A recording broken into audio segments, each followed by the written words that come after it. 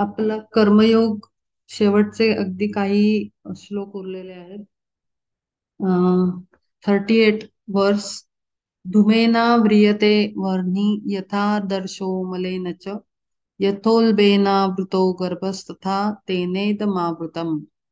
सदा सर्व काळ चंदनाची मुळी भुजंगे वेढिली असे जैसी, तैसी किंवा जैसी नित्य गर्भस्था लागोनी असे गवसणी वेष्टनाची. गवसणी म्हणजे आवरण, त्याला घातलेलं. तेजाविण भानू अग्निधुराविण नसे मळहीण दर्पणही, तैसे पार्था आम्ही देखिले ना ज्ञान काम क्रोधाविण ऐकलेची. काम आणि क्रोधाशिवाय कोणाचंही ज्ञान बघायला मिळत नाही. कारण हे अत्यंत बेसिक क्वालिटीज आहेत, कॅरेक्टरिस्टिक्स आहेत, जी प्रत्येक जीवामध्ये, अगदी प्राण्यामध्ये सुद्धा असते, झाडामध्ये सुद्धा असते.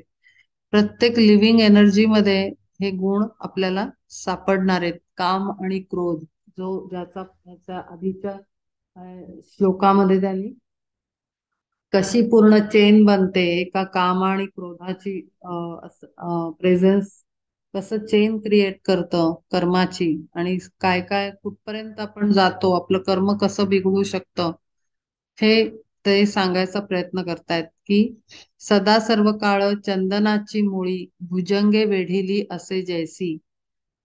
चंदनाचं हे कसं वेढलेलं असतं असं, किंवा जैसी नित्य गर्भस्था लागोनी असे गवसणी वेष्टनाची. गर्भातल्या बाळाला जसं कव्हर असतं घातलेलं तसं, किंवा तेजाविण भानू. आता ते गर्भाच्या कव्हराशिवाय गर्भ असणार आहे का? म्हणजे बॅग, युट्रसची बॅग आहे, त्याला गर्भाशय म्हणतो आपण, त्याच्याशिवाय बाळ असू नाही शकत. म्हणजे ते बाय डिफॉल्ट आहे. ही चंदनाची मुळी भुजंगे वेढिली असे जैसी, कसं ते पूर्ण अशी पूर्ण वेढलेलं असतं, तशी म्हणजे जी ओरिजिनल क्वालिटी आहे तशी. तेजाविण भानू अग्नी धुराविण, धुराशिवाय अग्नीचा प्रेझेन्स असू शकत नाही, किंवा तेज असल्याशिवाय सूर्यही शोभून दिसणार नाही. म्हणजे तेजाशिवाय सूर्य असू शकत नाही, दूर आल्याशिवाय अग्नीचं प्राकट्य होऊ शकत नाही. असं मळहीन दर्पणही, म्हणजे एका कचरा डस्ट वगैरे त्याच्याशिवाय आरसा सुद्धा राहणार नाही. तैसे पार्था आम्ही देखिले ना ज्ञान काम क्रोधाविण एकलेची. जिथे ज्ञान असतं तिथे काम आणि क्रोध असणारच आहे. बाय डिफॉल्ट जोडी आहे ही सर्व. त्यामुळे हे सर्व असणारच आहे. पण तरी आपण ज्ञानाला वर आणून कामक्रोधाला कसं कंट्रोलमध्ये आणायचं आहे, हेच आपण आतापर्यंत शिकलो आहे, आणि तेच शिकवण्याचा प्रयत्न परमात्मा श्रीकृष्ण करत आहे. आवृतम ज्ञानमेतेन ज्ञानिनो नैत्य वैरिणा कामरूपेण कौंतेय दुष्पुर दुष्पुरेणानलेन च किंवा बीजालागी कोंड्याचे वेष्टन, किंवा बीजालागी कोंड्याचे वेष्टन स्वभावता जाण असे जैसे, तैसे ज्ञान तरी निर्मल अलिप्त परी आच्छादित काम क्रोधे. म्हणोनी अगाध होऊनी राहिले सर्वथा नाकळे जीवासी ते, आधी काम क्रोध जिंकोनी या मग मिळवावे चांग ज्ञान जरी, तरी सर्वथैव पार्था पराभूत नाहीच हे होत राग द्वेष, ह्यासीच ते बळ पडे उपयोगी आणावे जे अंगी जिंकावया. जसं बीज असतं, म्हणजे आता आपलं धान्य जेव्हा येतं तेव्हा त्याला असं पाखडतात शेतकरी लोक बाजारात आणण्यासाठी. मग त्यातला कोंडा जो असतो, जो नॅचरल आहे, तो वेढलेला असतो त्याला. मग तो त्यातनं बाजूला सुटतो, आणि मग पूर्ण धान्य स्वच्छ आपल्याला मिळतं. तसंच ज्ञान हे निर्मळ आहे आणि अलिप्त आहे, पण तरी ते कामक्रोधानी आच्छादलेलं आहे, कव्हर्ड आहे. तो तिथे बाय डिफॉल्टच आहे, नॅचरल आहे ते. आणि म्हणून त्यांनी म्हटलंय की सगळ्यांनी पहिले काय करायला पाहिजे, म्हणून अगाध होऊनी राहिले सर्वथा न कळे जीवासी ते. आधी काम क्रोध जिंकोनी या मग मिळवावे सांग ज्ञान जरी. म्हणून त्यांनी पहिले काम आणि क्रोधाला जिंकायला सांगितलंय, त्याला आपल्या कंट्रोलमध्ये आणायला सांगितलंय, आणि त्याच्यानंतर मग ज्ञान वाढवत जायचं. मग जेणेकरून ज्ञान म्हणजे काय, की आपल्याला रियालिटी कळायला लागते की आपण कोण आहे, हे राग द्वेष आणि षड्विकार कुठून निर्माण होतात, ह्याचा निर्माता कोण आहे, हे कशामुळे वाढीस लागतात किंवा कशामुळे प्रॉब्लेम क्रिएट करतात, तर ती इंद्रिय आहेत, दश इंद्रिया. मग ती त्यांना कंट्रोलमध्ये ठेवायचं. त्यांना कसं कंट्रोल ठेवणार, तर प्राणावर कंट्रोल आला पाहिजे. प्राणायामाचा अभ्यास, हे हे सगळं आपल्याला, ही जी स्टेप्स आहेत, हे ज्ञान मिळवल्याशिवाय येत नाहीत. बेसिक ज्ञान आपल्याकडे असतं. मग पहिले ह्या सगळ्या गोष्टींना थोडस कंट्रोलमध्ये आणून ज्ञान वाढवत जायचं दुसरीकडे, की मग आपोआपच रूट कॉज समजला की प्रॉब्लेम हातात येतो आपल्या. नेहमी कुठलाही लाईफ मधला प्रॉब्लेम असू दे, पहिले रूट पर्यंत जायचं. रूट पर्यंत गेल्यावर प्रॉब्लेम लवकर सॉल्व्ह होतो. जर आपण रूटला न जाता वरवर उपाय करत राहिलो, तर तो पुन्हा पुन्हा पुन्हा पुन्हा रिपीटेडली अपिअरन्स त्याचा होतो प्रॉब्लेमचा. कुठलाही असू दे, प्रॉब्लेम असू दे, सिच्युएशन असू दे, अनुभव असू दे, काही घ्या. तर पहिले जर समजा प्राथमिक उपचार केल्यानंतर जर समजा आपल्याला प्रॉब्लेम सॉल्व्ह होत नाहीये, relationship issue, financial issue, emotional issue, physical issue, तर आपण रूट पर्यंत जायला पाहिजे. ही नॅचरल टेंडन्सी हवी माणसाची. म्हणजे तिथे बुद्धीची पारख होते आणि ज्ञान आपण मिळवतो. रूट पर्यंत जातो म्हणजे ज्ञान संपादन करतो. मग ज्ञानाच्या त्या कामक्रोधाच्या रूट पर्यंत गेल्यावर मग आपल्याला कारण कोण कोण आहेत ती लक्षात येतात. आणि मग ती लक्षात आल्यानंतर ते ज्ञान त्याच्यावर कंट्रोल आणण्याचा प्रयत्न करतं. आणि मग बरोबर हे सगळे मागणं जी निर्माण होणारी चेन आहे, जी राग द्वेष मत्सर दंभ अहंकार, हे जे सगळे मागणं काम आणि क्रोधामुळे जे मागणं येणारे गाडीचे डबे आहेत, त्याच्यावर कंट्रोल येतो. तरी सर्वथैव पार्था पराभूत नाहीच हे होतं रागद्वेष, ह्यासीच ते बळ पडे उपयोगी आणावे जे अंगी जिंकावया. आणि म्हणून यांना जिंकण्यासाठी रूटचा अभ्यास केलेला असेल, ज्ञान आपल्याकडे भक्कम असेल, तरच ही गाडी अख्खी कंट्रोलमध्ये येते. नाहीतर सगळा गोंधळ होतो आणि पराभूत. सारखा प्रॉब्लेम येतो, इंटरनेट स्टेबल नाही. इंद्रियाणी मनोबुद्धी रस्यादि अधि रस्य अधिष्ठान मुच्यते एतैर्विमोह यत्येष ज्ञानमावृत्य देहिनाम. अग्नी लागी जैसे सहाय्य सर्पण, तैसी स्थिती जाण येथे होय. जिंकावया जे जे योजावे पाय, करीती सहाय्य ह्यासीच ते. ह्यासी हटयोगी आवरू पाहाती, तयासी जिंकिती परी हेची. ऐशा ही संकटी एकची साधन, भले असे जाण धनुर्धरा. तुझ साधे तरी सांगेन ते आता, ऐक पंडुसुता सावधान. आता होतं काय ते त्यांनी सांगितलंय, की ह्या सगळ्या, हे जे सगळे काम क्रोध आहेत, त्यांना मगाशीच म्हणलं रूट कॉज, की कोण याला निर्माण करतं, कोण याला पुरवतं, गाडी चालवतं कोण या सगळ्याची, तर त्याला कोणीतरी इंधन पुरवतंय. तर ते इंधन कुठून येतं, जसं अग्नीला सहाय्य सरपण आहे, जे आपण भरतो त्याच्यामध्ये लाकडाचं हे वाळलेल्या गौऱ्या वगैरे टाकतात, तेव्हा तो अग्नी असा भडकून उठतो. तर ते त्याला चालवणारं कोण आहे, अग्नीला कन्सिस्टंट पेटतं ठेवणारं कोण आहे, तर सरपण आहे, ते त्याला सहाय्य करतं. तशीच स्थिती आपल्या या षडविकारांची आहे. त्यांना धगधगत कोण ठेवतं, त्यांच्यामध्ये आग जळत कोण ठेवतं, त्यांना जिवंतपणा कोण ठेवून देतं, चालू ठेवतं त्यांना, की जेणेकरून ते कधी उठतील आणि आपलं चित्त हलवतील, आपला शांतपणा घालवतील, आपल्याला डिस्टर्ब करतील. तर ते कोण आहेत, तर ती शोधली पाहिजेत, आणि ती आहेत इंद्रिय. जिंकावया जे जे योजावे उपाय, करी ती सहाय्य ह्यासीच ते. जे किती प्रयत्न केला या षडविकारांना कंट्रोल करायचा, तरी ते अशक्य होतं. कारण काय, तर त्यांना कोणीतरी मदत करताय, कंटिन्यूस याच्यामध्ये राहायला कोणीतरी प्रयत्न करताय, आणि ती आहेत इंद्रिय. ह्यासी हटयोगी आवरू पाहती तयासी जिंकिती परी हेची, ऐशा ही संकटी एकची साधन भले असे जाण धनुर्धरा. जे हटयोगी असतात ते ना अत्यंत कठोर उपासना करून किंवा काही अ, आ, काय म्हणतो आपण, आसनं आणि प्राणायाम आणि अशा पद्धतीचा योगाचा अभ्यास करून काही लोक त्या इंद्रियांना कडकपणे, म्हणजे जेवायचंच नाही, उपास करायचे, अशा पद्धतीनं पोटाला, जिभेला, तोंडाला, कानाला, डोळ्याला कडक शिक्षा करून कडक पद्धतीनं त्यांना ट्रेनिंग देऊन कंट्रोलमध्ये आणण्याचा प्रयत्न करतात. पण ते सुद्धा कधी कधी फेल ठरतात, कारण त्यांना सुद्धा इंद्रियांना ना जोर टाकून काबीज करता येत नाही.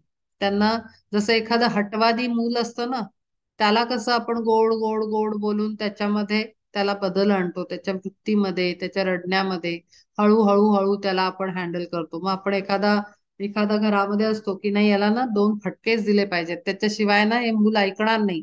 मग त्याची आई किंवा कोण असते ती सांगते, नाही नाही त्याला तसं नाही, थांबा जरा मी हँडल करते. मग ते गोड काहीतरी बोललं, मग गोष्ट सांगितली, मग डायव्हर्ट केलं. असं करून करून करून त्या हटवादी मुलाला, जी कोण त्याला कंट्रोल करणारी व्यक्ती असते ती बरोबर त्याला घोळात घेते आणि व्यवस्थितपणे शांत करते.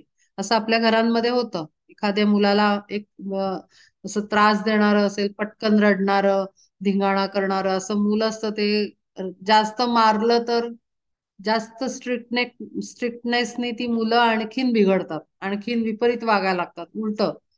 तर तिथे मग काही शहाणे असतात ते म्हणतात, थांबा जरा, याला असं नाही हँडल करायचं, याला थोडं एका विशिष्ट पद्धतीनं याला हँडल करा. तसं हे इंद्रियांचं आहे. त्यांना जर जर मुसक्या बांधून कडक शासन करून जर त्यांना कंट्रोलमध्ये नाही, आता आपल्याला गोड खा नाही, मग असंच आहे का, चला आता साखरच बंद करूया. पण असं होत नाही. साखर बंद केली तर त्याचे विपरीत परिणाम शरीरावर तर होणारच आहेत. ब्लड शुगर लेवल खाली येईल, आणखीन काहीतरी होईल. मग ते आणखीन आणखीन साखर खावी वाटेल. मग आणखीन साखर खायला लागल्यावर आणखीन संताप होईल, आणखीन वैतागायला होईल, आणखीन अशांतता पसरेल. म्हणजे काही तोंडावर आवर घालायचं असेल तर एकदम साखरच बंद करूया असं करून सगळ्याच खाण्यापिण्याची वाट लावण्यात काही अर्थ नाही. तर हळूहळू हळूहळू त्याला, मग गोड खायचं नाही, मग एखादा पदार्थ रोज जर बनत असेल तर तो कमी करायचा, 3 दिवसातनं एकदा बनवायचा, मग मग पिरियड वाढवायचा, मग आठवड्यातनं एकदाच बनवायचा, मग 2 आठवड्यातनं एकदा बनवायचा गोड पदार्थ. असं करून करून करून त्याला सवय लावावी लागते. बेसिकली लहान मुलांना जसं ट्रेनिंग द्यावं लागतं ना, तसंच इंद्रियांना सुद्धा ट्रेनिंग द्यावं लागतं. मनाला, विचारांना, शरीराला, इंद्रियांना, हातपायांना, डोळ्यांना, सगळ्यांना ट्रेनिंग द्यावं लागतं. आपण कसं कुत्र्याला आणतो, पिल्लू आणतात घरी, मग ते काय तसंच ठेवतात का? जसे स्ट्रे डॉग्स वाढतात तसेच घरातले प्राणी नाही वाढत. डोमेस्टिक अॅनिमल्स असतात त्यांना मग घरात आणल्यानंतर माणसाची शिस्त शिकवली जाते. त्यांना म्हणायचं, उठ की उठ, बस की बस, चल आता वॉकला जाऊ, चल आता घरात येऊ, हा पाहुणे आलेत भुंकायचं नाही, इथे बस तिथे बस, अमुक खा, आत्ता खायला दिलंय आत्ता खायला देणार नाही. कुत्र्यांना, मांजरींना सुद्धा आपण असं ट्रेनिंग देतो. अगदी पोपट वगैरे असतात त्यांना सुद्धा. तसंच आपल्या बॉडीचे पार्ट्स जे आहेत, ऑर्गन्स, इंद्रिय आणि दश इंद्रिया, त्या सगळ्यांना ट्रेनिंग द्यायचं असतं. अगदी मनाला सुद्धा. जेव्हा आणि इवन आता शाळेचं, म्हणजे आता मी शाळेमध्ये एका गेले होते, गेल्या नोएडाला असताना एका क्लासमध्ये, कोचिंग सेंटरमध्ये. तिथे काय आहे, मुलं 10वी 11वी 12वीला, नाही मला मॅथ्सच नाही आवडत, माझे मार्क जातात त्याच्यात, मला हा सब्जेक्टच मान्य नाही, आवडतच नाही, मला कमीच येतात मार्क, मला आवडत नाही. तेव्हा मी त्यांना म्हणलं की हे ठरवणारं कोण? मला आवडत नाही हे ठरवतंय कोण? मीच ठरवते. की मला मॅथ्स नाही आवडत, मला हिस्ट्री आवडतं, मला ड्रॉइंग आवडतं, मला सायन्स नाही आवडत. तर म्हणलं तू कोण आहेस ठरवणारा? नाही म्हणे, म्हणजे नाही पसंत." म्हटलं नाही पसंत काय, पण काय पसंत नाही, त्यातलं काय पसंत नाही?" म्हणे बस ऐसा ही नाही पसंत. म्हणजे कोणीतरी आपणच ठरवतोय ना की हे पसंत आहे. ते काय ब्रेनला असं काय मॅन्युफॅक्चरिंग करून पाठवलेलं नाही की नाही ह्या त्या मुलांना मी असं समजावलं, म्हटलं तुम्हाला काय असं वरून असं स्पेशल मॅन्युफॅक्चरिंग करून पाठवलं नाही की अमक्याला मॅथ्स आवडेल, ह्याला सायन्स आवडेल, ह्याला काय हिस्ट्री आवडेल, असं काहीही नसतं. आपण माणसं ठरवत असतो, मला अमुकच आवडतं, मला अमुक. का? तर त्याची गंमत वेगळी आहे. त्याचा रूट कॉज आहे ब्रेनचं functioning. Right brain and left brain. Left brain असतो तो लॉजिकल थिंकिंग मध्ये एंगेज होतो. मग ज्या मुलांना कंटाळ येतो, की ज्यांना लॉजिकल थिंकिंग मध्ये थोडस जास्त क्लिष्ट प्रश्न सोडवणं किंवा सायन्सचा अभ्यास, मॅथ्सचा अभ्यास किंवा लॉजिकल थिंकिंग, रिझनिंग, अशा प्रकारच्या वस्तूंना कंटाळा येतो, आळस, ब्रेनचा मेंटल मेंटल लेझिनेस म्हणतात त्याला.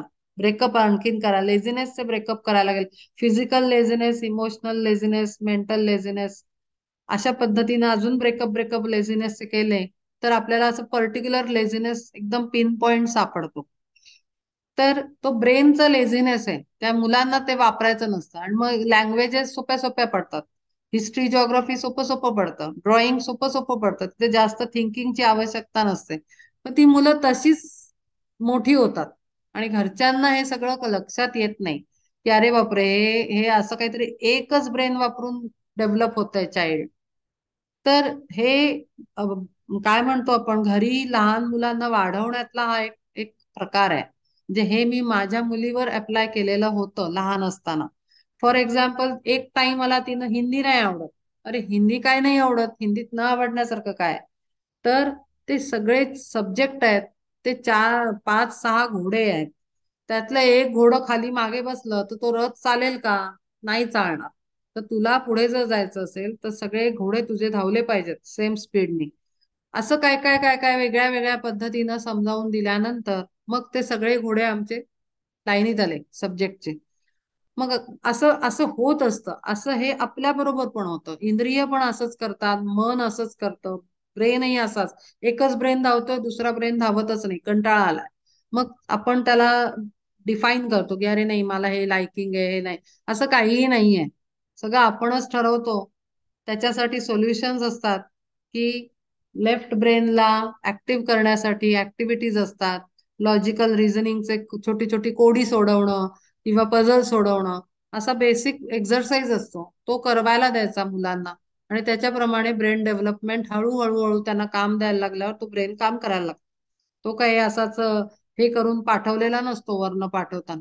हा, बाय डिफॉल्ट डेफिशियन्सी येते, ती वेगळी मुलं असतात, ती तर मग वेगळ्याच टाईपच्या कॅटेगरीत येतात. पण आपला सामान्य धडधाकट असलेला माणूस किंवा मूल, असा कुठलाही डिफेक्ट त्याच्यात नसतो. मी तरी मानत नाही, कारण असं कधी मला ऑब्झर्वेशन मध्ये आलेलं नाही की एखाद्याला ते नाहीच, कारण त्याला ट्रेनिंग नाही दिलं.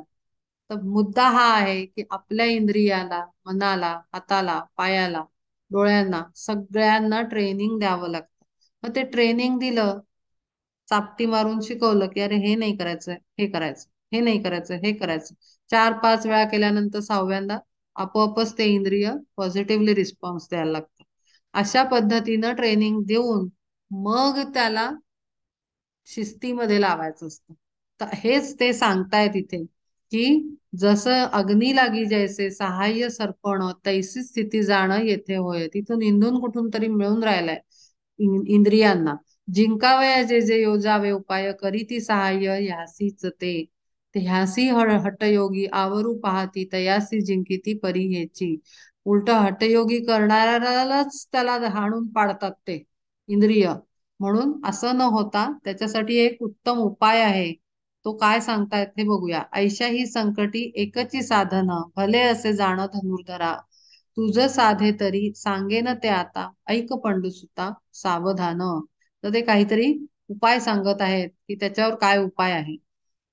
तस्मात् त्वमिंद्रियाण्यादौ नियम्य भरतर्षभ, पापा पापाम पाप्मानं प्रजहीह्येनं ज्ञान विज्ञान नाशनम. इंद्रियेची मूळ ह्याचे वस्तिस्थान, जेथोनी निर्माण होती कर्मे, तरी ती सर्वथा टाकी निर्दाळून अंतरी ठेवून सोहम भाव. त्या सगळ्यांना हाणून पाडतो, त्या इंद्रिय मूळ कोण आहे? मगाशीच म्हणलं, मुळाकडे जायचं. रूट कॉज काय आहे कशाचाही प्रॉब्लेम. ऍसिडिटी होते, मूळ कॉज. कॉज काय आहे, रूट कॉज काय आहे त्याचा? तर लिव्हर आहे. लिव्हर मध्ये काय, मग संताप असतो माणसाच्या आतमध्ये. तो संतापामुळे सगळं अन्न विषासमान बनून मग ती ऍसिडिटी होते. असं रूट पर्यंत जातो. आम्ही हिलर्स रूटला जातो डायरेक्ट. आणि माणसाने नेहमी रूटला गेलं तर पटकन प्रॉब्लेम सॉल्व्ह होतो जीवनातला. इंद्रियेची मुळं याचे वस्तित. या सगळ्याचा रूट कॉज काय आहे? इंद्रिय मूळ आहेत. तिथेच सगळं कर्म निर्माण होतं. ते ठरवतात, इंद्रिय ठरवतात आणि कर्म करायला लावतात. मग त्यांना निर्दाळून कसं लावणार? तर अंतरात सोहम भाव ठेवला की मी तोच आहे, मी आत्मा आहे, इंद्रिय मी नाही, इंद्रियांना चालवणारा मी आहे, असं म्हटल्याबरोबर आपल्याला अधिकार येतो.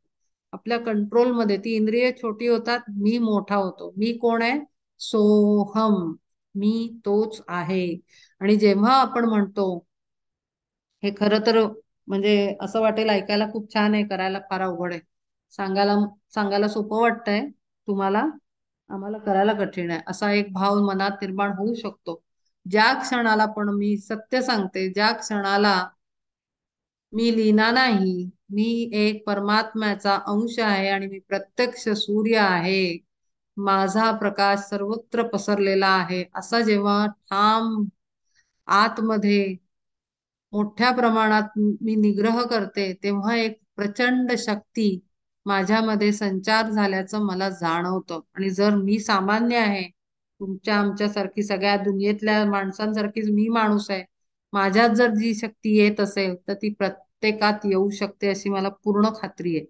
आणि त्या बेसिसवर मी हे सांगतेय की ज्या क्षणी आपण सोहम भावात स्थिर व्हायचा प्रयत्न करतो की मी हे शरीर नाही, मी आत्मा आहे, आणि फक्त आत्मा नसून मी प्रत्यक्ष स्वरूप आहे, मी तोच आहे, आणि मी एक छोटासा दिवा वगैरे नाही आर्टिफिशियल, तर मी डायरेक्ट सूर्य आहे. या जगाला माझ्याकडनंच मिळतो आहे प्रकाश आणि मीच तो सूर्य आहे, असं म्हटल्यानंतर ते जे मूळ आहे इंद्रिय, ते एवढूस होऊन जातं आपल्या पुढे. कारण प्रचंड आहे महासूर्य, सूर्य हा प्रचंड आहे. त्याच्या पुढे घरातला दिवा काय आहे? काहीच नाही.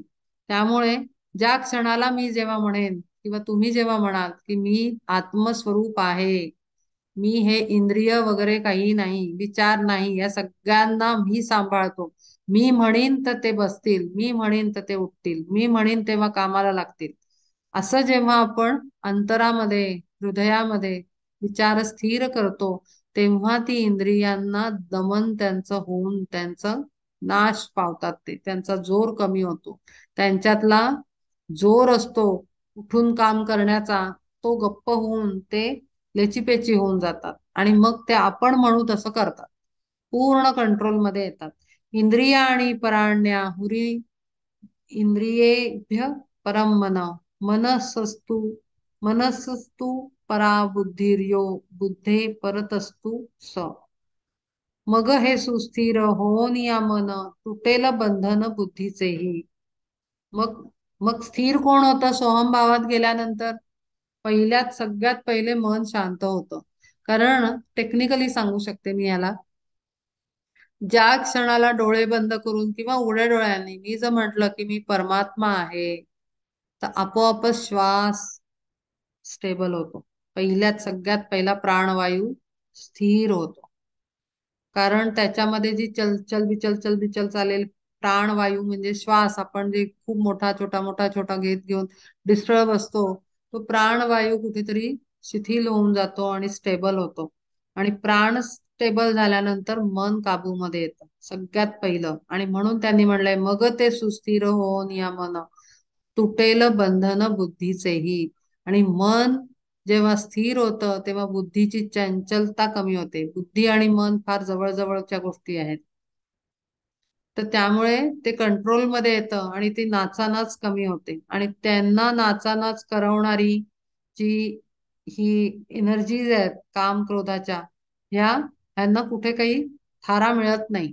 त्यांना कुठे बसायला जागा मिळत नाही चलबिचल नाचवा नाचव करायला. त्यामुळे त्यांचा जोर कमी पडतो. तेणे काम क्रोधा वैरियासी थारा, उरे चिना वीरा अंतरात. त्यांना कुठे बसायला ट्रेन मध्ये जागा नाही मिळत ना, उभं राहावं लागतं चुपचाप. धक्के खावे लागतात. तसं त्यांची अवस्था होते की टेकायला कुठे मिळत नाही. मग टेकायला मिळालं की आडवं तिडवं पसरायलाही मिळत नाही. तर त्यामुळे त्यांना बेचैन होतात ते आणि त्यांची जोर कमी पडतो. उभं राहिलेला माणसाचा जोर असतो का? नाही. तर तो ट्रेनच्या हिशोबाने इकडे तिकडे धक्के खातो. बसल्यानंतर माणूस तेवढा हलू शकतो का? तर नाही, तो थांड मांडून बसलेला असतो. तसंच आहे यांचं. ह्यांना जर असं खडं केलं एका पायावर तर ती काम क्रोध काम नाही करू शकत एवढं पॉवरफुली. पण त्यांना बसायला स्टेबल व्हायला जागा दिली की मग त्यांचं थैमान सुरू होतं. आणि म्हणून ज्या क्षणाला आपण आपलं कनेक्शन वर लावतो त्या क्षणाला ती डिव्हाइन एनर्जीच्या फ्लोनी आपोआपच श्वास पहिला कंट्रोल मध्ये येतो. श्वास स्लो डाऊन झाला की मन कंट्रोल मध्ये येतं. मन झालं की बुद्धीचा आणि मनाचा जो लाईन आहे जुडलेली तार ती डिस्कनेक्ट होते. आणि ती डिस्कनेक्ट झाल्याने हे काम आणि क्रोध यासारखे जे आतमध्ये एनर्जीज फिरतायत त्यांना कुठेही स्थान मिळत नाही स्थिर व्हायला. ते बुद्धीमध्ये बसत असतात खाचाखोचांमध्ये जाऊन. असंच केलं तसंच केलं हेच झालं तेच झालं आणि पाहिजे तसे उठतात आणि नाचवतात आपल्याला. तर ते होऊ नाही शकत. एवं बुद्धे परम बुद्ध्वा संस्तभ्यात्मात्मना जहि शत्रुं महाबाहो कामरूपम दुरासदम. इति श्रीमद्भगवद्गीतासूपनिषत्सु ब्रह्मविद्यायां योगशास्त्रे श्रीकृष्णार्जुन संवादे कर्मयोगो नाम तृतीयोऽध्यायः.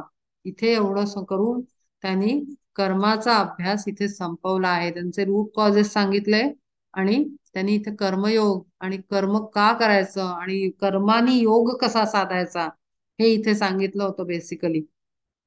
कर्म पहिलं तर कशामुळे घडतं, त्याला जबाबदार कोण कोण आहेत, त्याच्यात कोण कोण सामील आहे आणि कोण कर्म वाईट करतं कोण कर्म खराब करतं आणि त्यांना चांगल्या कर्माच्या अधिकारात कसं वागवायचं आणि कोणाला कंट्रोलमध्ये आणायचं आणि कोणाला सोडायचं हा सगळा अभ्यास कर्मयोगात त्यांनी करवला. अंतरापासून फिटले निशेष तरी यांचा नाश निस्संदेह. सूर्याचे किरण दूर होता जाण राहिले कोठून मृगजळ. तैसे अंतरंग होताची निसंग निमाले ते सांग रागद्वेष. निसंग म्हणजे ज्याचा संग संग सुटणं त्याच्यामुळे ते शांत होऊन जातात राग द्वेष. सूर्याची किरणं पडतात रस्त्यावर तेव्हा आपल्याला मृगजळ म्हणजे असं वाटतं ना उन्हाळ्यामध्ये आपण जेव्हा लॉंग ड्राईव्हला जातो त्या रस्त्यावर असं सारखं वाटतं उन्हाची किरणं पडलेली असतात रस्त्यावर तर डांबरावर. तर ते असं वाटतं पाण्याने रस्ता ओला झालाय का काय. मी बऱ्याच वेळा बघितलंय तिकडे उन्हाळ्यात आम्ही ड्राईव्ह करायचो तर असं वाटतं पाण्याने पाणी वाहिलंय का काय रस्त्यावरनं. कार जेव्हा जवळ जायची तेव्हा लक्षात येतं की अरे नाही ते काही ओलं वगैरे नाहीये. म्हणजे मृगजळ बघायला आपल्याला काही ते वाळवंटात जायची गरज नाही असं पण आपल्याला जाणवतं ते रस्त्यावरनं ड्राईव्ह करत जाताना उन्हामध्ये. तर हा सगळा म्हणजे काय भ्रम आहे ना. मृगजळ हा केवळ मनाचा भ्रम आहे सगळा, खरं नसतं ते. तर म्हणून अंतरापासून फिटले निशेष जेव्हा आतूनच आपण डिस्कनेक्ट होतो डिटॅच्ड होतो आणि देहाला मी म्हणण्याचा आपण अधिकार सोडतो त्या क्षणाला हे सगळे लूज पडतात. त्यांच्यातलं एनर्जी असते पॉवरफुल ती रिलीज होते आणि ते सुटे होतात आणि त्यांचा कंट्रोल जातो आपल्यावरचा. तैसे अंतरंग होताची निसंग निमाले ते सांग रागद्वेष. जाता प्रीती द्वेष ब्रह्मीचे स्वराज्य संपूर्ण सहज हाता आले. मग तो आपण भोगी आत्मसुख अंतरीच देख निरंतर. हिच गुरु खूण घ्यावी ओळखून संवाद करून मुकपणे. जीव परमात्मा एक होती जेथ तेथे तू सतत स्थिर राहे. आता पुन्हा एक कथा पुरातन देव जनार्दन सांगेल तो. तेथे पंडुसुत आशंका घेऊन कैसा भला प्रश्न विचारिल. ऐकोनी गंभीर बोलते रसाळ सुखाचा सुकाळ श्रोतयांसी. म्हणून या भली येथ श्रोतेजनी जागृत करोनी ज्ञानवृत्ती. भोगावा संवाद श्रीहरिपार्थाचा म्हणे निवृत्तीचा ज्ञानदेव. ज्ञानाचा देव असलेला ज्ञानदेव जो स्वरूप घेऊन आलेला आहे पृथ्वीवर तो सांगतो आहे की ह्या पद्धतीनं तुम्ही डिस्कनेक्ट कराल शरीरापासून स्वतःला आणि स्थिर व्हाल परब्रह्मामध्ये, त्या क्षणाला हे सगळे कंट्रोलमध्ये येतील. मग आपोआपच तुम्ही हँडल करू शकता. म्हणजे काय, तर आपण नुसतं ज्ञान ज्ञान ज्ञान मिळवत गेलो तरी ते कामात नाही येणार. तर ज्ञानाच्या शेवटी आपल्याला हेच कळलं पाहिजे की बेस्ट वे ही माझी जी पिन आहे ती डायरेक्ट वरच्या कॉर्डलाच लावली परब्रह्माच्या, त्याच्यात पिन माझी घुसवली तर जास्त बरं राहील, जेणेकरून तो फ्लो माझ्याकडे जास्त जोरात व्हायला लागेल परब्रह्माचा, डिवाइन एनर्जीचा. आणि त्या एनर्जीच्या बळावर मी माझ्या खालच्या या अॅनिमल्सना कंट्रोलमध्ये आणू शकेन, ह्यांना मी काबीज करू शकेन. अदरवाईज ते अवघड आहे एक एक इंद्रिय करत बसलो तर. म्हणून इथे उत्तम उपाय कर्मयोगामध्ये जाण्यासाठी हा दिलेला आहे की अंतःकरणात स्वतःला स्थिर करा आणि परब्रह्मामध्ये स्थिर व्हा. गुरुखुण घ्यावी ओळखून संवाद करून मुकपणे, जीव परमात्मा एक होती देत. जिथे जीव म्हणजे आपल्या हृदयातला आत्मा आणि तो वरचा परमात्मा हे जेव्हा एक होतात, जेव्हा त्यांचं कनेक्शन लागतं, तेथे तू सतत स्थिर स्थिर राहे. त्या कनेक्शन मध्ये तू सतत स्थिर राहा.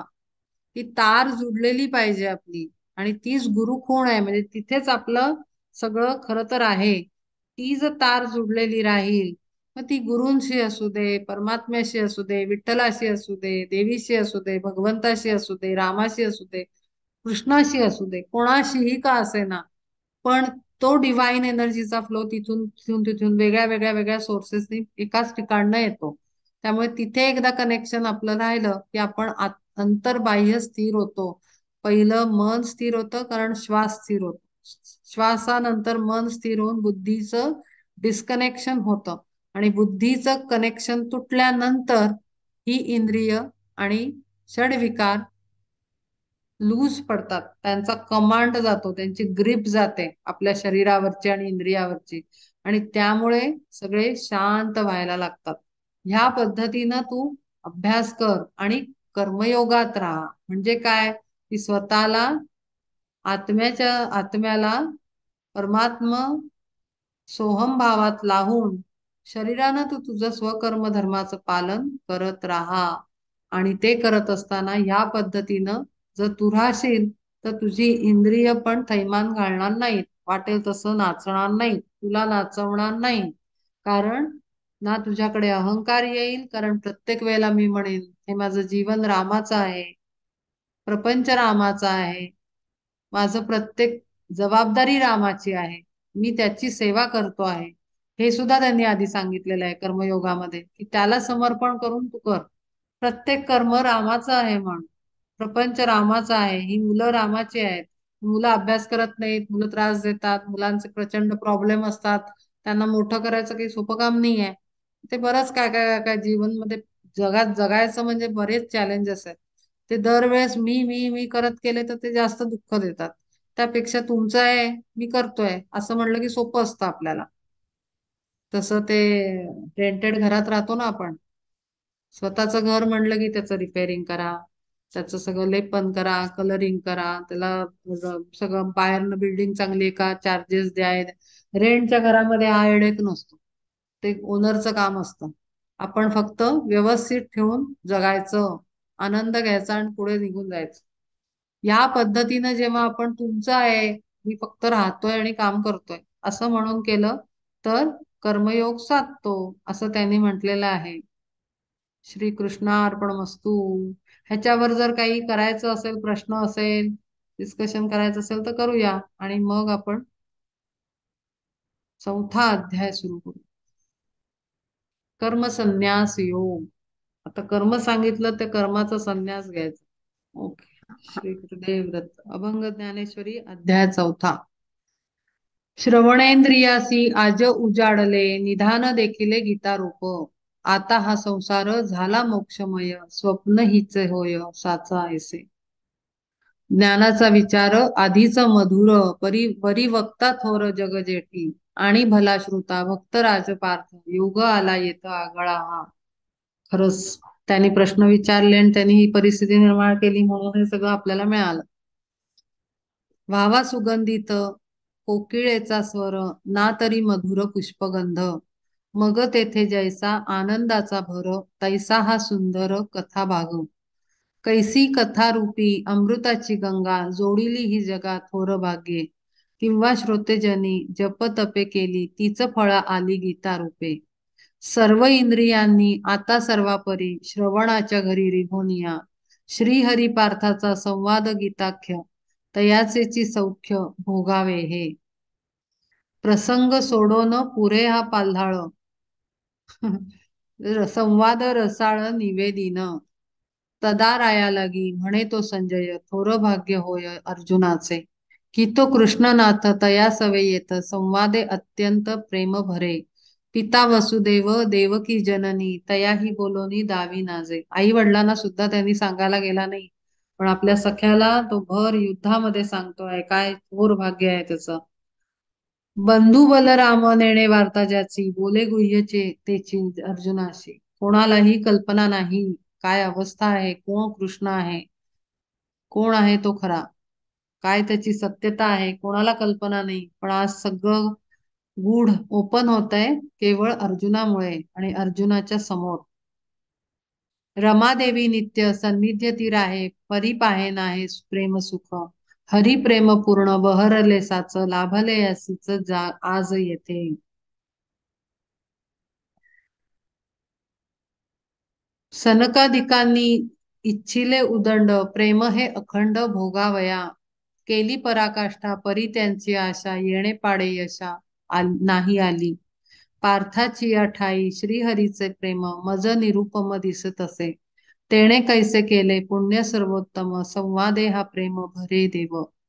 तयाची या प्रीती साठी निराकार, होऊनी साकार अवतरे. पार्थ कृष्णा ठाई तल्लीन म्हणोनी, वाटती हे दोन्ही एकरूप. पण हे वाचताना मला काही असं वाटत नाहीये की आपण यापेक्षा सेपरेट आहोत. आपण कुठेतरी त्या अर्जुनाच्या बाजूला छोटे छोटे बसलेलो आहोत, असंच मला आत्ता या मोमेंटला फील येतोय. की फक्त तो अर्जुनच नाही, आपण सर्व जनता जेवढे लोक याचा अभ्यास करतात ते सर्वच अत्यंत उदंड भाग्य घेऊन आलेले आहेत.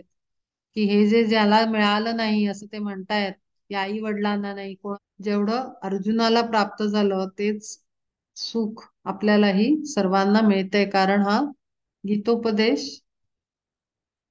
आज वाचण्याचा अभ्यास करण्याचा योग आलाय.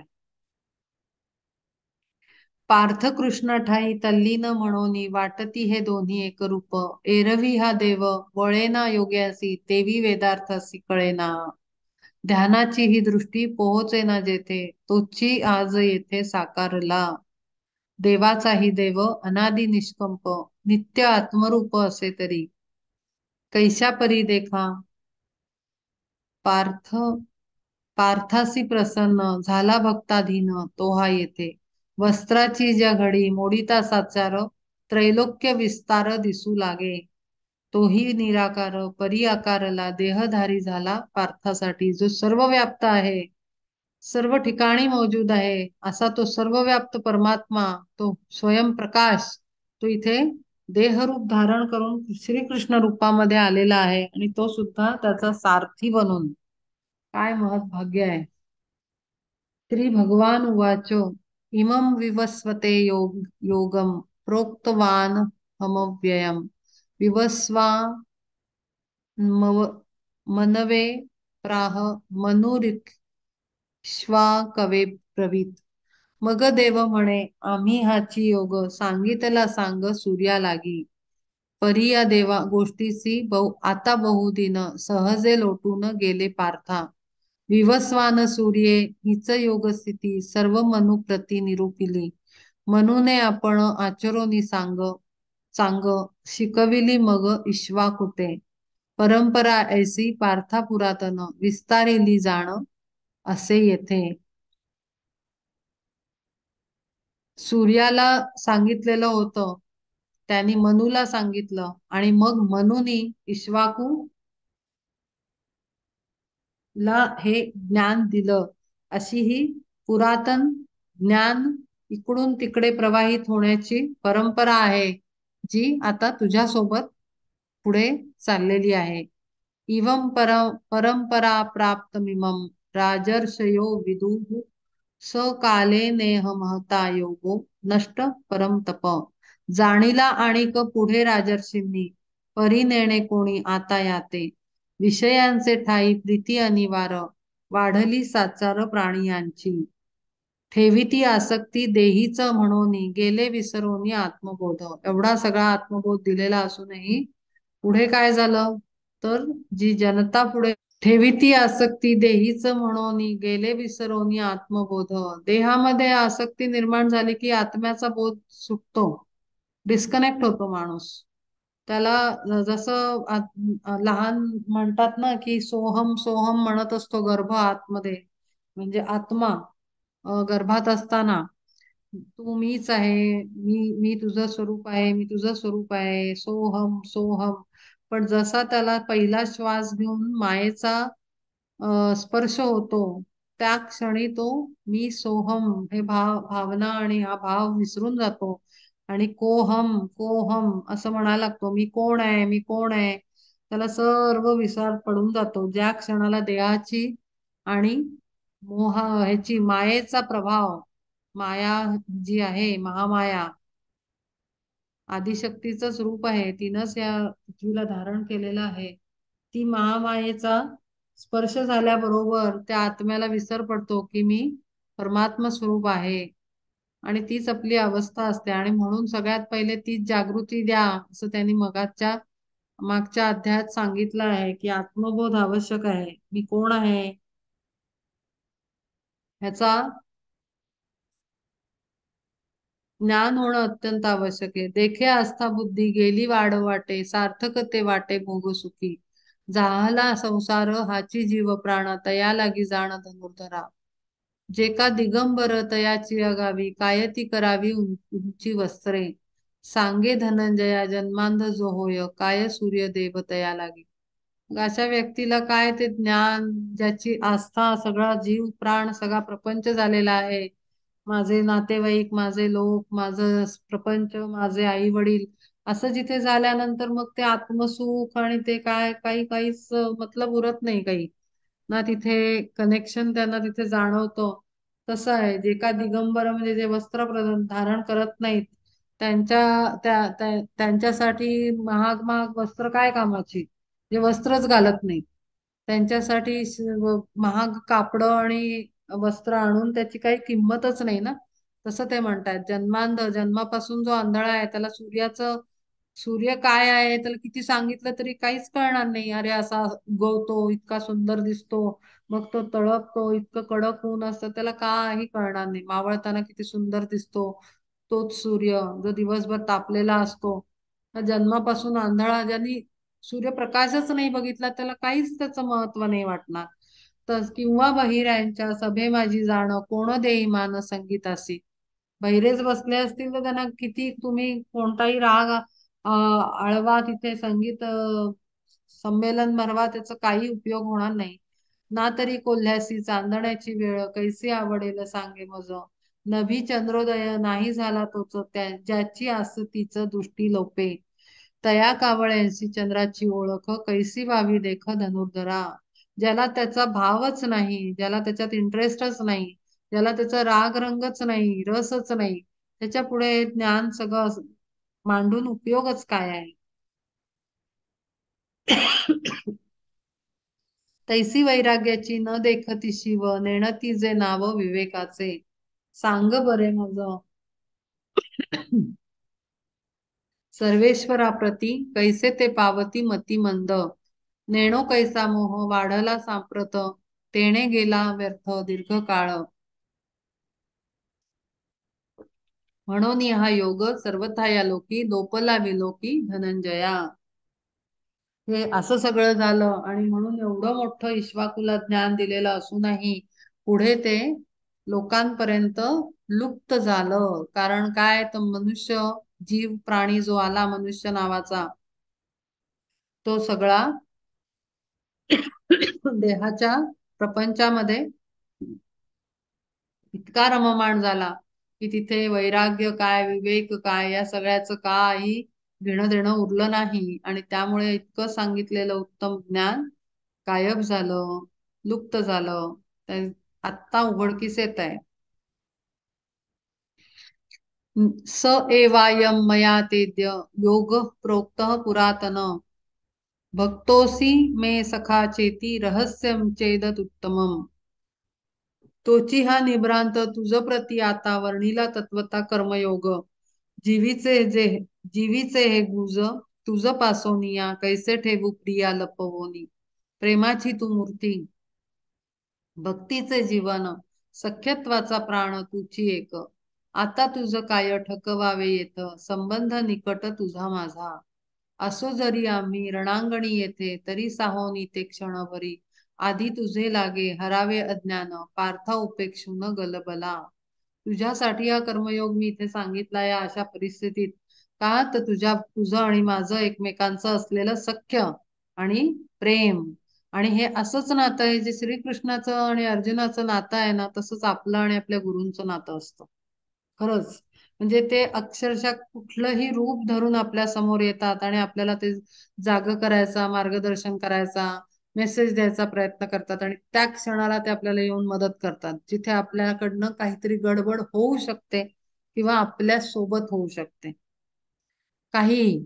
पण त्या परिस्थितीत असे ते पटकन धावत येतात. का तर त्यांना ती आपलं प्रेम जे असतं आपल्या नात्यातलं गुरु शिष्याचं, ते असंच आहे. ते सख्यत्व सेमच आहे जसं अर्जुन आणि कृष्णाचं आहे.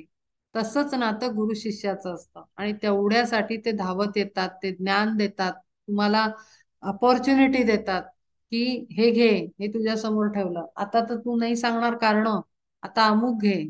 जी आपल्याला जरूरत असते ती आपल्याला गुरुदेव पोचवतात आपल्यापर्यंत. म्हणतात जशी जशी सिच्युएशन, म्हणजे आपण म्हणू की मी कसं ठरवू, मी कसं करू, मी कसं मार्ग माझा क्रमू, मला कोण सांगेल, काही गरज नाही. फक्त समर्पण की मी तुमचा आहे एवढं म्हणा की बाकी सगळी नैया पार ते करवतात.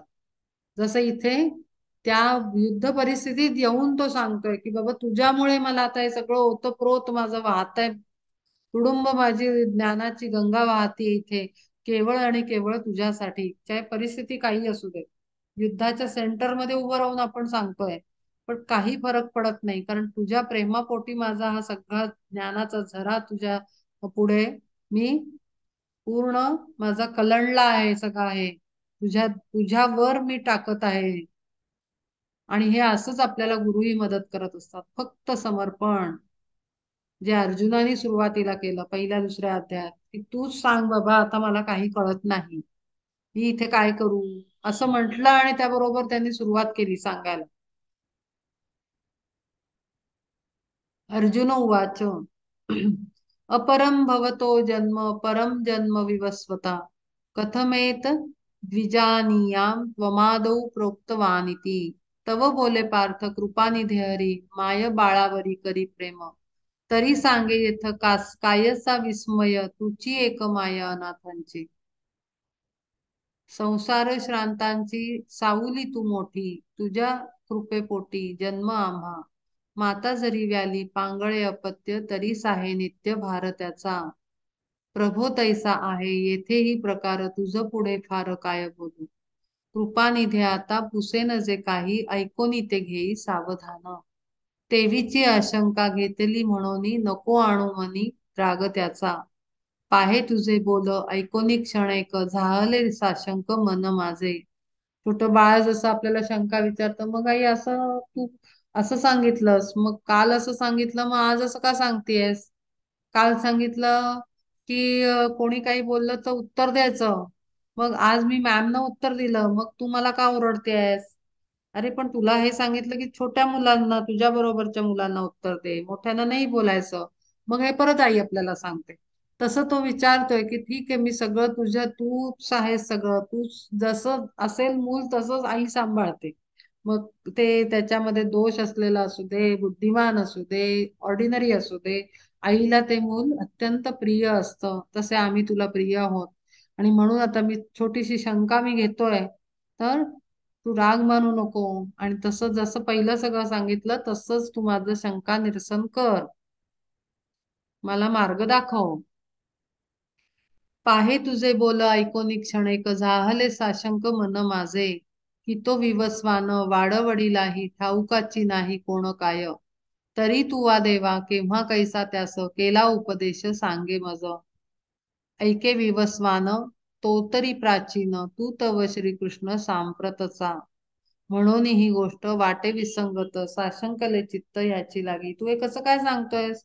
तो विवस्वान कोण आम्ही ऐकला पाहिलाही नाही, खूप जुना कुठल्या तरी काळातली गोष्ट आहे, आणि त्याला तू कसा काय सांगितलास? तू तर आत्ता माझ्या समोर आहेस, माझ्या टाइमला आहेस, माझा भाऊ म्हणून तू जन्माला आलायस, माझ्याच वयाचा आहेस, माझ्या जनरेशनचा आहेस. मग तू कसं काय ते सांगितलं त्याला, विवस्वानला? तेव्हा तू कसा काय होतास आणि आता तू माझ्या समोर कसा काय? आपोआपच होतं ना. जसं मुलं विचारतात, आई मी तुझ्या लग्नात कसं काय नाही? फोटो बघून मुलं विचारतात. मोस्टली मुलं आजकालची जास्त विचारतात, फार बुद्धिमान ना. ते म्हणतात आई या फोटोत नाही, मी कुठे आहे? असं विचारतात. तसं तो विचारतो, तू तू आत्ता माझ्या समोर आहेस, मग तू तेव्हा कसा काय? म्हणून ही गोष्ट वाटे विसंगत, साशंकले चित्त ह्याची लागी. तेवी तुझी देवा अगाधती लीला, कळेना आम्हाला सर्वथैव. म्हणून जे हे म्हणून या जे हे सांगसी तू माते, केवी म्हणो खोटे एकाएकी. खोटं सांगतोयस असं वाटत तर नाही आहे, कारण तू खोटं तर काही बोलणार नाहीस. मग हे विसंगत वाटतंय, जुळत नाहीयेत गोष्टी सगळ्या. तरी तू वा कैसा रवी लागी मला, उपदेश केला पूर्व काळी. सूर्य हा कित्येक युगांपासून तळपतो आहे आकाशात, तर तू त्याला कधी कधी केलाय, त्याला कधी मार्ग दाखवला, कधी उपदेश केला? जेव्हा सृष्टी निर्मिली तेव्हा, कारण तेव्हापासून सूर्य आहे. सर्व तो वृत्तांत मज उमजेला, ऐशा परी बोल कृपावंत. काय नक्की झालंय ते नीट उघड करून सांग. म्हणजे अर्थातच तो इनडायरेक्टली विचारतोयस की तू कोण आहेस ते सांग, खरं म्हणजे. श्री भगवान उवाच, बहुनी मे व्यतीतानि जन्मानि तव चार्जुना, तान्यहं वेद सर्वाणि न त्वं वेत्त परम तप. तव तो कृष्ण म्हणे पंडू सुता, जिये काळी होता विवस्वान.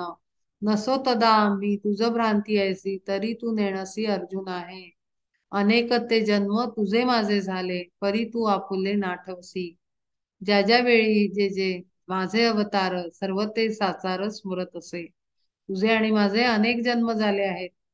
तुला आत्ता नाही माहिती की तू ह्याच्यापूर्वी कोणत्या जन्मांमध्ये होतास. पण विवस्वानाच्या वेळेला सूर्य जेव्हा प्रकट झाला, त्याला जेव्हा ज्ञान देण्याची वेळ आली, त्याला जेव्हा त्याच्या अवतार कार्यात स्थिर करण्याची, आता प्रत्येक जण म्हणजे हिमालयन राजा आहे, पार्वतीचे वडील आहेत, राम अवतार घेऊन आला. रामाला रामाच्या अवतारात वशिष्ठांनी त्याला धारण करवला, गीत हे सांगून ज्ञान देऊन. म्हणजे जरी हे लोक आले, शरीर म्हणजे त्या शक्ती जेव्हा शरीर धारण करून आल्या किंवा त्या स्वरूप धारण करून आल्या, त्यांना जागृती द्यावी लागली की अरे बाबा तू सामान्य शक्ती नाही आहेस, तू सूर्य आहेस, तू महासूर्य आहेस, तुझ्यात प्रचंड ताकद आहे आणि तू प्रत्यक्ष परमात्मा सूर्य आहेस.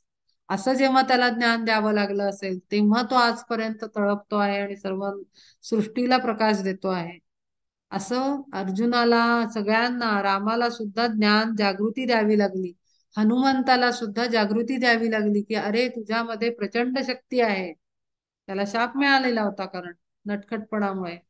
मग त्याला सांगितलं ना, एक योग्य व्यक्ती येईल आणि ती तुला बरोबर ज्ञान देईल. आपलं सुद्धा असंच आहे. आपल्याला जेव्हा गुरु भेटतात तेव्हा तो क्षण आलेला असतो की जागृती देण्याचा. ते टच करतात आपल्या हार्टला, आणि एका बोटाच्या टचनी आपल्याला आत्मजागृती येते. आपल्याला जाणीव होते की अरे नाही, मी या देहाच्या मर्यादित तर नाही आहे, माझं काहीतरी वेगळं अस्तित्व आहे, काहीतरी वेगळं आहे जे या देहाच्या पुरतं फक्त छोटूस आहे या देह. ही जाणीव जेव्हा गुरूंचा टच होतो हृदया चक्राला, आत्म्याला, आत्मजागृती येते तेव्हा कळतं. आणि ही आत्मजागृती प्रत्येकाला द्यावी लागलेली आहे, आणि त्यांना त्या रोलप्ले मध्ये घालावं लागलंय परमात्म्याला, प्रत्येकाला. राम सुद्धा सामान्य होता, रामाला सुद्धा वसिष्ठांनी जेव्हा उपदेश केला जो आहे त्या ह्याच्यामध्ये वसिष्ठ काय म्हंटल होतं मी मागे, योग वसिष्ठ मध्ये. त्या योग वसिष्ठ.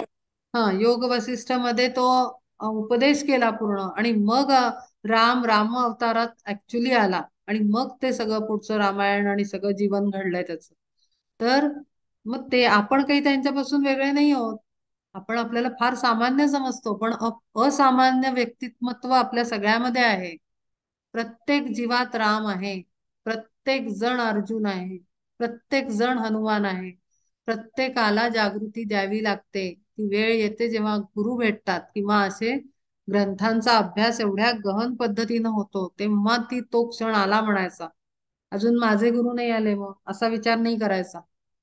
ते ग्रंथ रूपात येतात, ते बोलणाऱ्याच्या रूपात येतात, ते काहीतरी एखाद्या प्रसंगाच्या रूपात येतात, पण आपल्याला जागृती देऊन ती जागृती आपण ऍक्सेप्ट करणं महत्वाचं आहे. ते अपेक्षित आहे आपल्याकडनं. अजून मला नाही आलंय, यांना आलं, त्यांना आलं, त्यांना आलं, भेटले, मला नाही गुरु भेटले असं म्हणणं म्हणजे वेडेपणा ठरेल. तो प्रत्यक्ष येतोय आणि प्रत्येकाला हृदयाला हात लावून जाग करतोय की अरे बाबा रे जागा हो, तू आत्मस्वरूप आहेस, तू परमात्म्याचा अंश आहेस, तू प्रत्यक्ष परमात्मा आहे. सोहम. अनेक ते जन्म तुझे माझे झाले, परी तू आपुले नाठवसी. आपले सुद्धा अनेक जन्म झालेले आहेत. आपण यापूर्वी पण जन्मात भेटलोय, तेव्हाच तर आता येऊन बसलोय एकमेकांसमोर. जसं तो त्याला सांगतोय तसंच मी तुम्हाला सांगते की आपणही काहीतरी आहे आपलं कनेक्शन, तेव्हाच तर आलो आणि इथे बसलो एकत्र आणि एवढा मोठा अभ्यास करतो आहोत. तर असे अनेक जन्म असतात, ज्या ज्या वेळी जे जे माझे अवतार सर्व ते साचार स्मरत असे. अजोपी व्ययात्मा भूतानामीश्वरोऽपि सन् प्रकृतीं स्वामधिष्ठाय संभवाम्याम मायया. म्हणून हे मज आठवे सकळ कार्य ते मागील धनंजया. तुला आठवत नाहीयेत तुझे जन्म, पण मला माझे जन्म आठवतायत. मला पूर्ण स्मृती आहे, कारण मी परमात्मा आहे. मी प्रत्यक्ष ती शक्ती आहे. तो शरीराला मानत नाहीये, त्यामुळे तो कृष्ण परमात्मा आहे. असोनी अजन्मा घेतो अवतार, येथे वारंवार माया योगे. मी कोण आहे तर तो स्वतःची ओळख सांगतोय, आणि तो केवळ कृष्ण अजन्मा नाहीये, तर तुम्ही आणि मी पण अजन्माच आहोत. आप- आपण न जन्म घेतो न मृत्यूला जावतो. आपणही अजन्मेच आहोत. आपण प्रत्यक्ष कृष्ण परमात्माच आहोत. आपल्या हृदयात तो आहे. पण केवळ आणि केवळ या शरीराला, बाहेरच्या आवरणाला आपण मी म्हणतो, आणि तिथे सगळा घोळ सुरू होतो. म्हणून हे मज आठवे सकळ कार्य ते मागील धनंजया. असोनी जन्मा घेतो अवतार, येथे वारंवार माया योगे. मी मायेच्या प्रभावात येऊन इथे अनेक जन्म घेऊन तुम्हाला ज्ञान देऊन जातो. एकमेकांना आपण जागे करतो. अविनाशीपण न लोपता माझे दिसे येथे जे जे जे होणे जाणे. अप्रतिबिंबे सर्व माझ्याची ते ठाई माया योगे पाही धनुर्धरा. स्वतंत्रता माझी न लोपे ती जाण, परिगर कर्माधीन ऐसा वाटे. अर्जुना सकळ भ्रांतीचा तो खेळ, असे मी केवळ जैसा तैसा.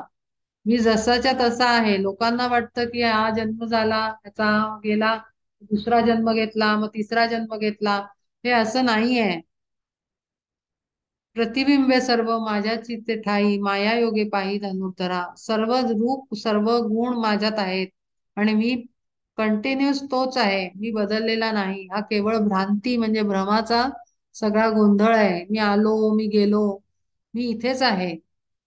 मी पूर्ण सर्व चराचरात व्याप्त आहे. दर्पणी ते जैसे प्रतिबिंब दिसे, एक वस्तू भासे दोहो ठाई. मूळ वस्तूचा त्याग करिता विचार, असे का साचार दुजे रूप. तैसा जरी पार्था असे निराकार, करोनी स्वीकार प्रकृतीचा. जगत कार्यासाठी होतसे साचार, नटे अवतार घेऊन या. वेगळे वेगळे अवतार घेऊन येतो, जसं जसं काम असेल तसं तसा ड्रेस घालून मी स्टेजवर येतो. कधी म्हणतो मी कृष्ण आहे, कधी म्हणतो मी राम आहे, कधी म्हणतो मी वामन अवतार घेतला आहे. असे वेगळे वेगळे जसा ऍक्टर येतो ना वेगळे वेगळे ड्रेस घालून, तसा तो येतो आणि आपणही तसेच येतो. पण फार आपण प्रत्येकाचा अरे आला आला आला, अरे गेला गेला गेला गेला, हे असं नाही करायचंय. हेच घ्यायचंय, सतत हेच विचार आपल्या मनात पाहिजेत. आपण ना आल्याचे न गेल्याचे, आनंद नाही, दुःख नाही, स्थिरता. आणि ती स्थिरता म्हणजे ब्लिस, प्रचंड आनंद. कारण मी ना येतो ना जातो, मी इथेच असतो. मग इथेच असणाऱ्याला अखंड आनंद आहे. ना दुःखाचं कारण आहे ना नाचायची गरज आहे. कारण इथेच असल्यावर आल्याचं काय दुःख आणि गेल्याचं काय दुःख. स्वतंत्रता माझी न लोपे ती जाण, परी कर्माधीन ऐसा वाटे. कर्माच्या म्हणजे आता आपण बघतो की कृष्ण आला, मग ते सगळं महाभारत झालं, मग भगवद्गीता सांगितली, सगळं झालं, मग त्यांनी राज्य केलं पुढे. आणि जायच्या वेळेला आपण म्हणतो कृष्ण गेला, त्याची कथा आहे. मग ते झाडाच्या इथे पाया वर करून असा बसला होता, मग बाण मारला. मग कृष्ण आला, कृष्ण गेला, हे आपण सगळं हा भ्रांतीचा खेळ आहे. मी इथेच असतो आणि केवळ नटांनी अवतार घ्यावा तसा मी अवतार घेऊन येतो आणि जातो. माझं कार्य चालू आहे. मी गेलो असं वाटत असलो तरी मी इथेच असतो. यदा यदा हि धर्मस्य ग्लानिर्भवति भारत, अभ्युत्थानम् अधर्मस्य तदात्मानं सृजाम्यहम्. युगायुगी सर्व धर्म संरक्षावे, ओघ हा स्वभावे आद्य असे. एकच कर्म आहे माझं, एकच कर्तव्य आहे की धर्माचं घसरू द्यायचं नाही. पृथ्वीवरचं हे युनिवर्स मध्ये अधर्म घडू द्यायचा नाही, अधर्म वाढू द्यायचा नाही. कारण धर्म म्हणजे बॅलन्स, अधर्म म्हणजे इम्बॅलन्स. इम्बॅलन्स कुठेही झालं की सगळं कोलमडून पडतं. काहीही असू देत ते, कुठेही असू देत. आपल्या आपल्या शरीरामध्ये जेव्हा तत्वांचं इम्बॅलन्स होतो, कफ वात याचा इम्बॅलन्स होतो तेव्हा रोग होतात. जेव्हा समाजात इम्बॅलन्स होतो वृत्तींचा तेव्हा गडबड होते. जेव्हा राज्यामध्ये इम्बॅलन्स होतो, फायनान्शियल कंडिशन मध्ये इम्बॅलन्स होतो, ते जिथे जिथे इम्बॅलन्स होतो तिथे सगळं ढासळायला लागतं. सगळी घाटणी जी असते वस्तूंची ती कोलमडून पडते. आणि म्हणून जेव्हा जेव्हा धर्मरक्षण करण्याची वेळ येते, बॅलन्स मेंटेन करायची वेळ येते, तेव्हा तेव्हा मी प्रत्यक्ष व्यक्त होतो. म्हणून या जेव्हा जेव्हा धर्मा लागी आक्रमी सर्वांगी अधर्म हा, तेव्हा ठेवी माझे अजत्व ही दूर, नाठवी साचार अव्यक्तत्व. त्या क्षणाला मी माझे सर्व हे गुण आहेत ते सगळ्यांना बाजूला ठेवतो आणि एक अवतार घेऊन नटाचा मी स्टेजवर तुरंत जन्म घेऊन येतो असं तुम्हाला वाटतं. मी फक्त आवरण धारण करून येतो नटाचं, ऍक्टरचं, बाकी काही नाही. कारण तो बॅलन्स ठेवायचा असतो. परित्राणाय साधूनां विनाशाय च दुष्कृतां, सर्व धर्म संस्थापनार्थाय संभवामी युगे युगे. अत्यंत फेमस लाईन्स आहेत या. आपुल्या भक्तांचा घेऊन कैवार, येतो अवतार घेऊन धरोन या. मग अज्ञानाचा गिळवणी काळोख, सीमा तोडी रेख अधर्माची. उभारितो संता हाती सौख्य ध्वज, फाडितो सहज पाप लेख. करोनिया दैत्य कुळाचा संहार, साधूसी सत्कार देववितो. धर्मनीती यांची करोनिया भेट, दोघांशीही गाठ बांधितो मी. धर्म आणि नीती, नीतिमत्ता, या दोघांची गाठ बांधून देण्यासाठी चांगलेच लोक पाहिजेत ना. ज्यांना धर्माचं ज्ञान आहे तेच सत्कार्य करू शकतात, तेच चांगल्या गोष्टी करू शकतात, तेच एखादं वाईट कृत्य घडत असेल तर त्याला थांबवू शकतात. त्यामुळे सत्कर्मी लोकांची गाठ बांधून त्यांना प्रबळ करण्यासाठी मी येतो. अविवेक रूपी फेडोनियामसी विवेक दीपासी उजळितो. तदा स्वानंदाची दिवाळी साचारो, होय निरंतर योगियासी. आत्मसुखे विश्व भरोनिया जाई, धर्मची तो पाही जागी नांदे जगी. आणि भक्तजन सत्वगुणे जाण, होती परिपूर्ण पंडुसुता. पाप लया जाते पुण्य उजाडते, जेव्हा प्रकटते मूर्ती माझी. आपोआपच माझ्या तेजानी धर्म असा जागृत होऊन ते तेज माझं जे आहे माझ्या प्राकट्यानी अंधार हळूहळू नाहीसा व्हायला लागतो. कारण जेव्हा मी जन्म घेतो तेव्हा ती वेळच आलेली असते, मुळात जेव्हा पराकाष्ठा झालेली असते अधर्माची, जेव्हा चुकीच्या गोष्टी प्रचंड प्रमाणात वाढलेल्या असतात, तेव्हाच मी येतो. आणि मी आल्याबरोबरच तो अंधार, जसा प्रकाश जेव्हा उजाडतो तेव्हा अंधकार हळूहळू हळू लयास जातो.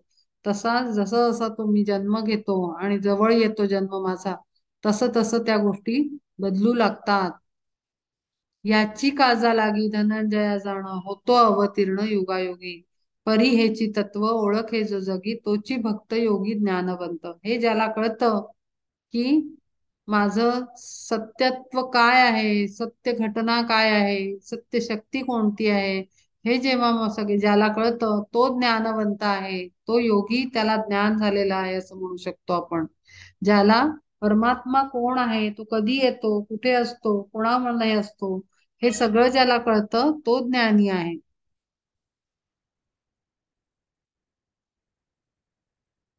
जन्म कर्मच मे दिव्यम, एवं ये यो वेत्ति तत्वतः, त्यक्त्वा देहम पुनर्जन्म नैति मामेति सोर्जुना. असोनी अजन्मा कैसा घेई जन्म, अक्रिय मी कर्म कैसे करी. स्वभावे संपूर्ण जयासी ये ज्ञान, तोची पार्था जाण मुक्त श्रेष्ठ.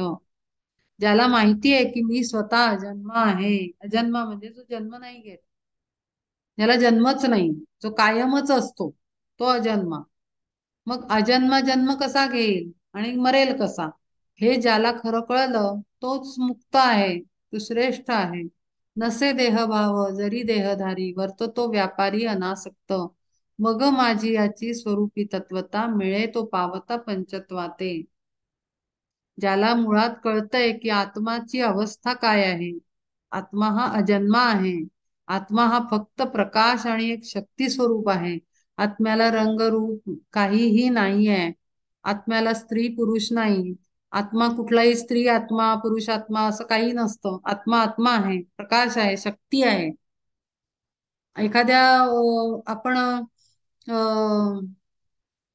इलेक्ट्रिसिटीच्या वायर्स किंवा पॉइंट्स असतात, त्याच्यात सुद्धा मेल फिमेल असं ते काय काय लावतात. ते इलेक्ट्रिक मटेरियल जे असतं ते त्याच्यामध्ये सॉकेट्स असतात ती. अरे पण वायर मध्ये त्याच्यात इलेक्ट्रिसिटी आहे, त्याच्यात मध्ये काही मेल फिमेल आहे नाही. इलेक्ट्रिसिटी म्हणजे करंट आहे, करंट म्हणजे शॉक लागणार आणि करंट बसणार तुम्हाला. त्याच्यामध्ये काहीच नाहीये ना, वेगळं काही नाहीये की हा करंट अमुक तो करंट. हा, पॉवर त्याची कमी जास्त होते. कशावर होते, तर जेवढा त्याच्यामध्ये फ्लो असतो इलेक्ट्रिसिटीचा त्याच्यावरती पॉवर ठरते. तर आपल्यामध्ये किती पॉवर आहे, मी डायरेक्ट सूर्य आहे म्हणलं स्वतःला तर मी तेवढीच करंट माझा पॉवरफुल असेल, फुल पॉवरचा करंट वायर माझी असू शकते. हा पण मी म्हणलं नाही, मी बारीकशी तार आहे, माहिती नाही माझ्यात करंट आहे की नाही, मग तो करंट एकदम मायनर होऊन जाईल माझ्या हातला. तसंच आपलं आहे. आपण ज्या वेळेला म्हणतो की मी असा लिमिटेड आहे, मी छोटासा एक माणूस आहे, मी काय करू शकतो, मी आता म्हातारा झालो, म्हातारी झाले, मी छोटस लहान मूल आहे, असं म्हटलं की लिमिटेशन मध्ये टाकलं, पॅक केलं आपण छोट्याशा लिमिट बॉक्स मध्ये. ज्या क्षणाला म्हणू की मी लिमिटलेस आहे, मला काही बंधन नाही, हे शरीर आहे, हे बस आहे, कव्हर आहे, याच्या पलीकडे आहे मी, मी आत पण आहे आणि मी बाहेर पण आहे, तर अनलिमिटेड बनून जातो आपण.